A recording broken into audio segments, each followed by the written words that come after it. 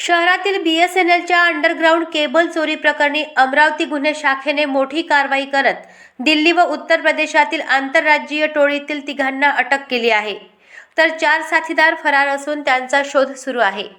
या टोळीने महाराष्ट्रातील अमरावतीसह अहमदनगर, संभाजीनगर आणि लातूर येथेही अशा प्रकारचे गुन्हे केल्याची कबुली दिली आहे।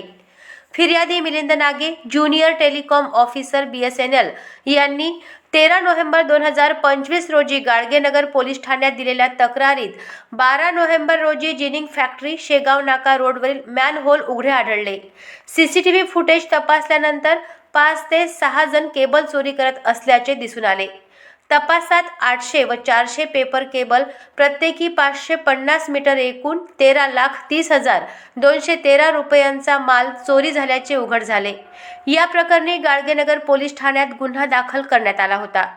गुन्हे शाखेचे पोलीस निरीक्षक संदीप चव्हाण यांच्या पथकाने गोपनीय माहिती व फुटेजच्या आधारे टोळीचा सुगावा लावला। गुन्ह्यात वापरलेल्या हायडा केनच्या मालकाला ताब्यात घेऊन पुढील माहिती मिळाल्यानंतर आरोपींची नावे निष्पन्न झाली।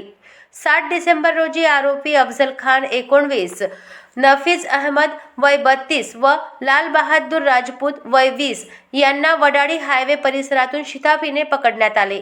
आरोपींकडून 2 लाख रुपयांची रक्कम, 4 मोबाईल किंमत 59,000 आणि यापूर्वी जप्त केलेली हायडा केन किंमत 10 लाख असा एकूण 12,59,000 रुपयांचा मुद्देमाल जप्त करण्यात आला आहे।